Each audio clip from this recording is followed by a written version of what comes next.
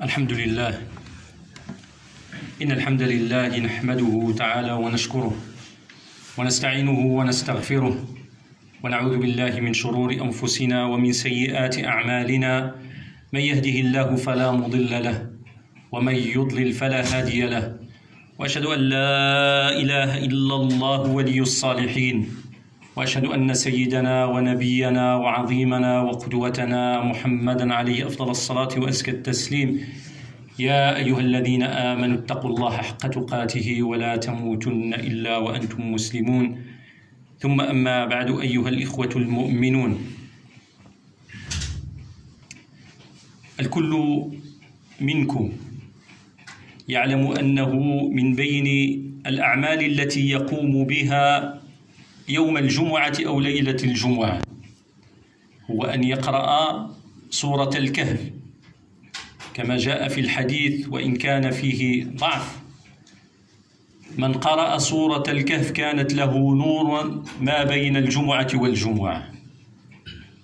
ولكن جميل أن نقرأ القرآن بصفة عامة وأن نقرأ سورا من القرآن، ولكن الأجمل هو أن نتأمل آياته ونتدبرها ونفهمها. فهذه السورة، سورة الكهف، سنقف مع آية واحدة منها تهز قلب من كان في قلبه إيمان. الآية التي يقول فيها ربنا عز وجل مخاطبا نبيه فيقول: قل يا محمد، قل هل ننبئكم بالأخسرين أعمالا الذين ضل سعيهم في الحياة الدنيا وهم يحسبون أنهم يحسنون صنعا أولئك الذين كفروا بآيات ربهم ولقائه فحبطت أعمالهم فلا نقيم لهم يوم القيامة وزنا. حين ترى الآية الثانية التي تعرفك بمن هم هؤلاء الأخسرون، يقولنا الله أولئك الذين كفروا، كأنك تطمئن وتقول نحن مؤمنون، فالآية لا تعنينا، الآية ماشي فينا وما كتصدقش علينا، لأنه كيقول لنا ربي أولئك الذين كفروا بآيات ربهم ولقائه فحبطت أعمالهم فلا نقيم لهم يوم القيامة وزنا. هذا تفسير. ولكن حين نقف مع كبار المفسرين من السلف الصالح نجد أنهم لم يوقفوا معنى هذه الآية في الذين كفروا. ابن جرير الطبري يقول: والصواب عندنا. وهذا ابن جرير من أوائل المفسرين، وتفسيره مهم ومصدر من مصادر التفسير. يقول: والصواب عندنا أنه كل عمل عملا يظن أنه بفعله هذا يرضي الله وهو يسخطه، كيحسب أنه كيدير الخير ولكن في الحقيقة كيدير الشر، كيدير العكس من ذلك. كل عمل هذا العمل يعتقد أنه يرضي الله وهو بذلك يسخطه، وأنه في طريق الله وهو في طريق آخر غير طريق الله. فيقول في الأخير: مهما كان دينه، وهذا هو الشاهد عندنا، مهما كان دين هذا العامل، بمعنى وإن كنت مسلما، حتى وإن كنت مسلما مؤمنا بالله وبرسوله قد تصدق عليك هذه الآية، نسأل الله السلامة والعافية. أن تكون تظن أنك تعمل في سبيل الله وأنت تعمل في طريق آخر. وابن كثير وهو كذلك من مفسري السلف الصالح قال نفس الأمر، قال: إنما هي عامة، أي الآية عامة وليست خاصة بالكفار، وإنما هي عامة في كل من عبد الله على غير طريقه. هو في طريق يظن أن هذا الطريق يوصل ولكنه طريق لا يوصل، يعتقد أنه في طريق الله ولكن ماشي هذاك هو الطريق اللي رضاه الله سبحانه عز وجل، يحسب أنه مصيب فيها وأن عمله مقبول وهو مخطئ وعمله مردود. ويستدل بالآية التي في سورة الغاشية: وجوه يومئذ خاشعة عاملة ناصبة تصلى نارا حامية. كيفاش هاد الوجوه عاملة خاشعة؟ يعني راها خدامة ماشي ولكن تصلى نارا حامية. علاش؟ لأنها سلكت طريق غير الطريق الذي ارتضاه الله سبحانه عز وجل. وابن العربي المعافري في تفسيره في أحكام القرآن يقول فيما يخص الآية الثانية التي تثير الإشكال: هل تخصنا أم لا تخصنا؟ أولئك الذين كفروا. كيقول في الآية اللي كتقول: أولئك الذين كفروا بآيات ربهم ولقائه فحبطت أعمالهم فلا نقيم لهم يوم القيامة وزنا.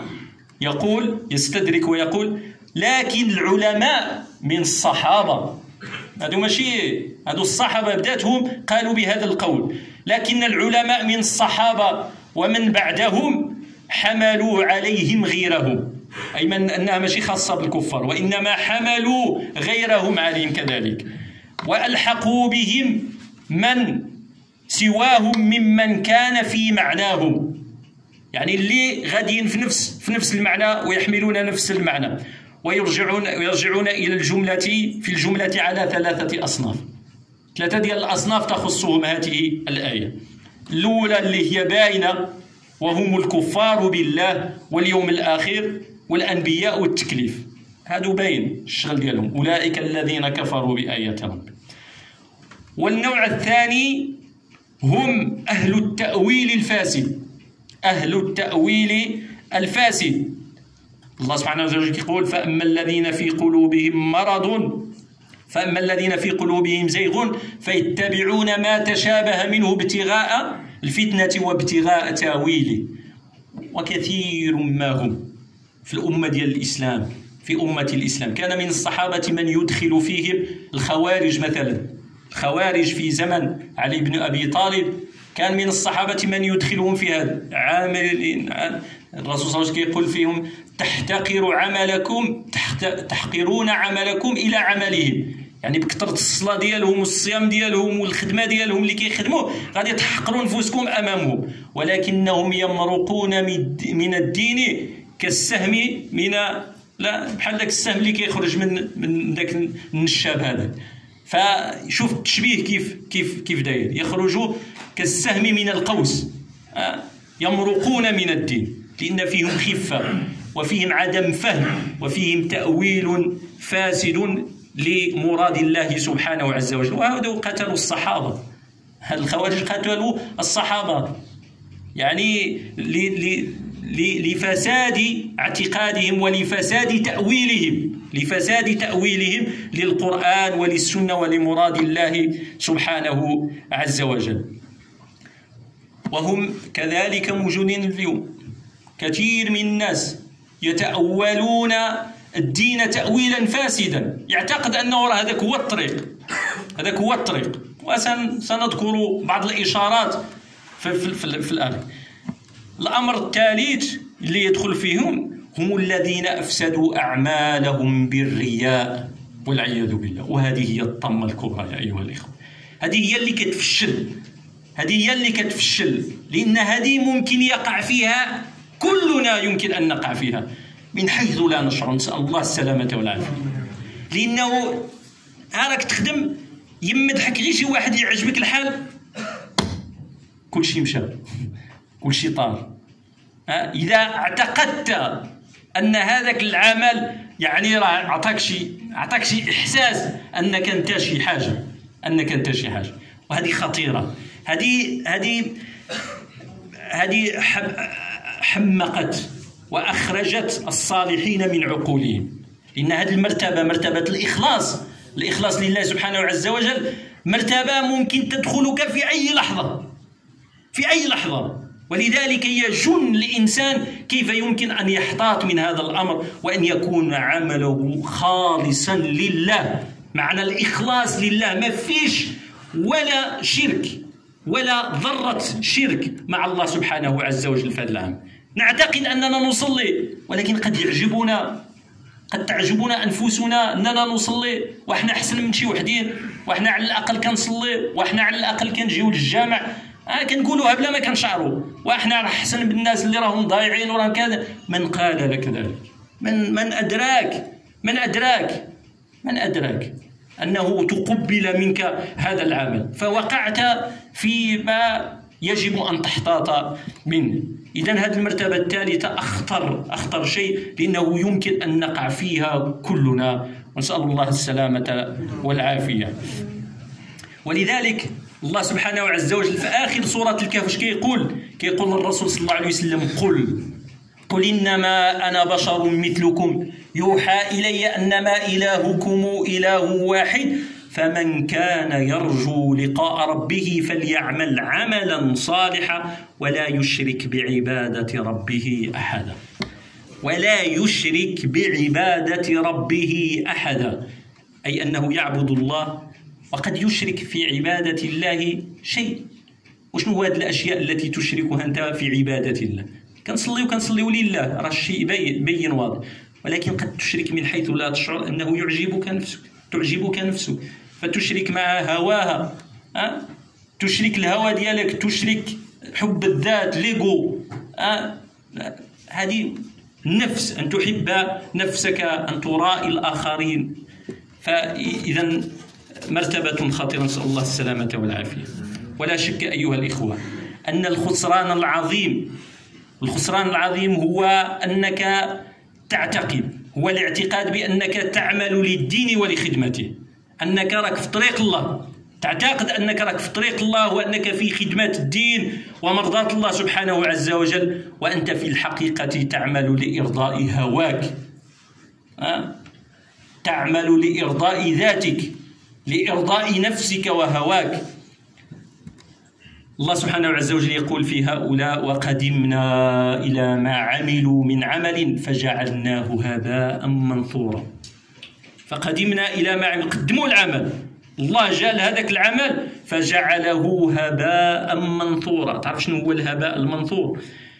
شفت لما كتضرب الشمس في شي، يدخل مع شي زاج شي شمس، كيبان لك ذاك البوسيير، هذاك اللي ما كيبانش، كيبان غير في الشمس، بالعين المجرده ما تشوفوش حتى كتضرب فيه الشمس. فكذلك واش عنده شي وزن هذاك؟ لا شيء. الدليل انه كنفوتوا فيه ما كنشوفوش حتى كتضرب فيه الشمس. فكذلك جعله الله هباء منثورا، طاير، هو لا شيء هباء منثورا، نسأل الله السلامة والعافية. كم هي الأعمال أيها الإخوة التي نعتقد بها أننا نخدم الدين وفي الحقيقة نحن نخونه؟ وكم من يعتقد أنه يبني وهو يهدم، وكم من يعتقد أنه ينتقد وهو ينقض. شحال من واحد يبان لك زعما راه هادشي في سبيل الله، هادشي راه كنقولوا لأنه كذا كذا كذا كذا.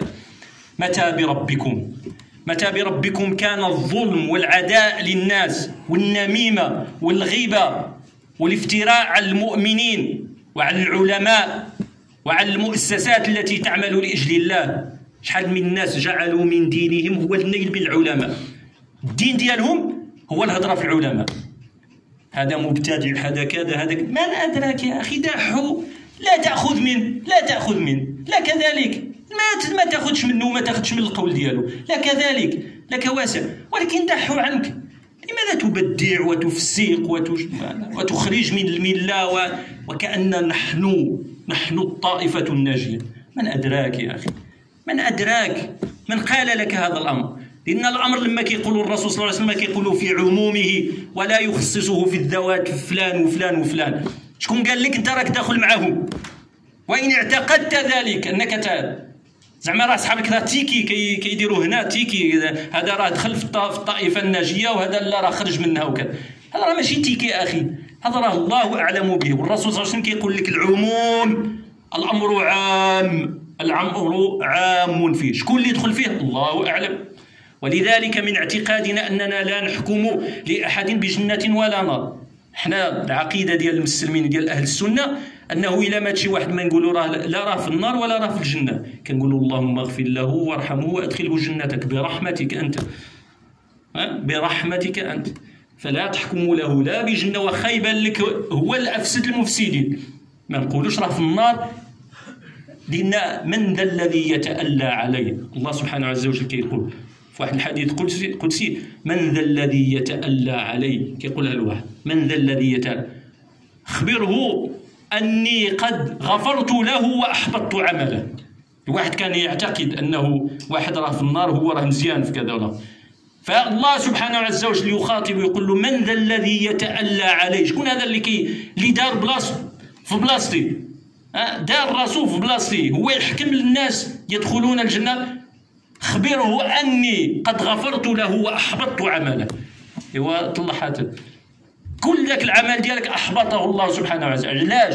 لأنك وضعت نفسك في غير موضعها. أنت عبد لله، أنت عبد لله، لست قاضيا ولا حكما ولا إلها تحكم لأحد لا بجنة ولا بنار ولا بفسق ولا بكذا ولا بكذا. حتى لما كتقول ويتبين لك الدليل في شيء تقوله في عمومه ولا تخصص الذوات. ولذلك كبار العلماء ديالنا لما كانوا يتحدثوا على الطوائف المبتدعة الابتداعية الواضحة البينة مثلا كالشيعة وكذا، ابن تيمية يقول لك ولا يدخل فيها الأفراد كل واحد لما نجيو فلان بن فلان لا نخصص، نقولوا أن الطائفة بصفة عامة طائفة ضالة لأنها تعتقد بعض الضلالات وتعتقد ضلالات، ولكن لما تأتي الأفراد فلان بن فلان فلان بن نخصص، لا نخصص بحكم، لأن هذا يؤخذ قد يكون جهلا وقد يكون تأويلا وقد فأدخلوا العلماء مبررات. ولذلك كان علماء السلف الصالح يقولوا إن قال أحدهم قولا يومئ بالكفر من 99 وجها إلا وجها واحدا يدخل في الإيمان نحمله على الإيمان ولا نحمله على الكفر. فهمتوا؟ لو كان شي واحد يقول شي قول عندنا 99% أنه كفر، هذا القول ديالو 99% كفر، غير 1% اللي يقدر نقولوا نؤوله بهذه الطريقة ندخله الإيمان، يقول لك نحمله على الإيمان ولا نحمله على الكفر، لأنك أن تدخل الناس في دائرة الإيمان خير لك من أن تخرجهم من ملة الإسلام ومن ملة الإيمان، لأن ماشي دورك ماشي شغلك، عملك أنت هو أنك أنت تؤمن وأنت تصفي حالك وأنت تزكي نفسك وأنك تدعو إلى الله سبحانه عز وجل على بصيرة وبالتي هي أحسن وماشي شغلك في الناس. هذا هو. إذن أيها الإخوة راه كثير منا يعتقد أنه يعمل في دعوة الله سبحانه عز وجل وأنه في طريق الله سبحانه عز وجل وأنه ينصر سنته وأنه ينصر دينه وهو من الأخسرين أعمال. وأختم وأقول الأخسرين، شوف الله سبحانه وتعالى الأخسرين أفعل أي صيغة مبالغة، هذا ماشي غير خسر، هذا أخسر. علاش؟ لأنه راه مشكل هو أنه شي مخطرات كتقول أنا راه خدمت أنا راه ناجح في 100% تخرج لك في البيت خاسر. لأنه علاش؟ لأن مشيت في واحد لا ميثود ربشت لك كل شيء، كاع دوك العمليات اللي درتهم ماشي هادوك خرجوا لك فوس، كاع دوك العمليات اللي درتهم خرجوا لك ماشي هما هادو. علاش؟ لأن تبعت واحد الطريق ماشي هي واحد لا ميثود اعتقدتها أنها صحيحة ولكنها ليست صحيحة. نسأل الله السلامة والعافية. اللهم اغفر ذنوبنا واستر عيوبنا وتولى أمرنا واجعل في الصالحات أعمالنا.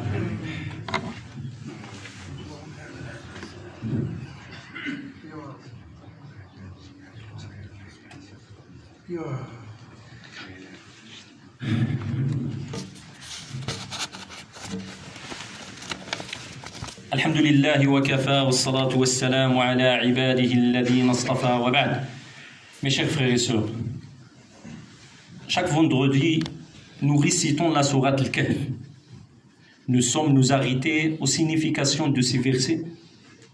Aujourd'hui, nous nous tenons à un verset de cette sourate. Nous essayons de le méditer, non seulement avec notre esprit, mais avec notre cœur.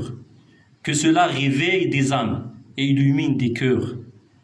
Allah a dit, sens du verset, dit, voulez-vous que nous vous apprenions lesquels sont les plus grands perdants en œuvre, ceux dont l'effort dans la vie présente s'est égaré, alors qu'ils s'imaginent faire le bien.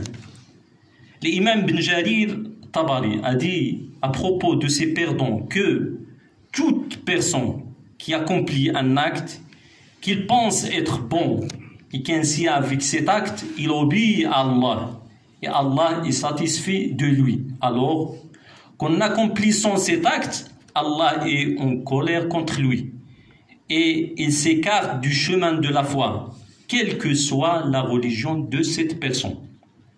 Et Ibn Kathir a dit la même chose. Il a dit, c'est une expression divine concernant la situation de ces perdants dans leur vie dans ce monde. Et avec cela, ils se trompent eux-mêmes avec une croyance qui n'appuie pas leur situation réelle, qui ne témoigne pas de leur situation et que leurs actions ne certifient pas, ne prouvent pas.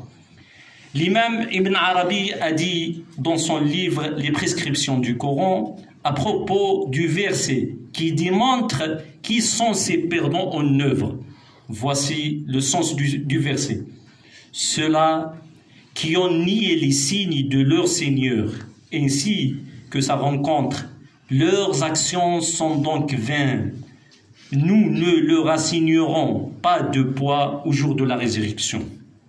Il a dit, mais les savants parmi les compagnons et ceux qui viennent après eux ont attaché avec ces gens d'autres personnes qui sont comparables à ces gens au niveau de sens. Et ces derniers sont classés d'une façon générale à travers 3 genres. Le premier genre, les mécréants. Le deuxième genre, les gens de l'interprétation vaine à travers la preuve. Le troisième genre, ceux qui détruisent leurs œuvres par l'ostentation. Ils sont perdus à travers l'admiration. C'est pour cela Allah a dit à la fin de cette sourate, dis ô Mohammed, je suis en fait un être humain comme vous. Il m'a été révélé que votre Dieu est un Dieu unique. Quiconque donc espère rencontrer son Seigneur, qu'il fasse de bonnes actions et qu'il n'associe dans son adoration aucun autre à son Seigneur. Sans doute que la plus grande perte, c'est celle de croire que l'on œuvre pour la religion et pour la satisfaction d'Allah, alors qu'en réalité, on œuvre pour satisfaire son ego. Et le jour du jugement, devant Allah, nous trouverons ces œuvres dans le vent. Dans ce sens, Allah a dit, nous avons considéré l'œuvre qu'ils ont accomplie et nous l'avons réduite en poussière éparpillant. Avec combien, mes frères, d'actes croyons-nous servir la religion, alors qu'en réalité nous ne faisons que la trahir? Et combien sont-ils à croire qu'ils construisent alors qu'ils détruisent? Depuis quand l'injustice et l'hostilité envers les gens, envers les savants, envers les gens qui travaillent dans le chemin d'Allah, et la calomnie et le commérage envers les croyants, et l'hostilité envers les instituts qui travaillent au chemin d'Allah, en cherchant à les détruire, sont-ils un moyen pour obtenir la satisfaction d'Allah? Est un chemin vers son paradis? Trompent-ils les gens ou se trompent-ils eux-mêmes? Allah a dit, ils cherchent à tromper Allah et les croyants, mais ils ne trompent qu'eux-mêmes et ils ne s'en rendent pas compte. Qu'ils craignent Allah cela et qu'ils sachent que se méfier de la perte des actions et de l'égarement des efforts fait partie du chemin des gens doués d'intelligence. C'est pour cela que les vrais croyants se rapprochent d'Allah par de bonnes actions et avec sincérité. Comme Allah l'a dit dans ce verset, quiconque donc espère rencontrer son Seigneur, qu'il fasse de bonnes actions et qu'il n'associe dans son adoration aucun autre à son Seigneur. اللهم اغفر ذنوبنا واستر عيوبنا تولى امرنا واجعل في الصالحات اعمالنا.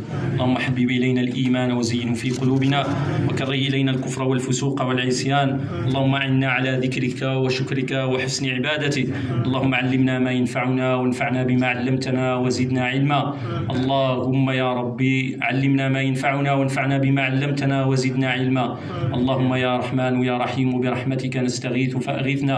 رب ارحمنا وارحم والدينا وارحم والدي والدينا وارحم من علمنا وارحم موتانا وارحم من سبقنا بالإيمان وارحم كل من له الحق علينا وارحم بفضلك سائر أمة سيدنا محمد. اللهم يا مغيث يا مغيث إنا نستغيثك لعباد لك أنت أعلم بحالهم لا يخفى عليك من أمرهم شيئا. اللهم كن لهم وليا ونصيرا ومعينا وظهيرا. وصل اللهم وسلم وبارك وزد وأنعم على حبيبك محمد.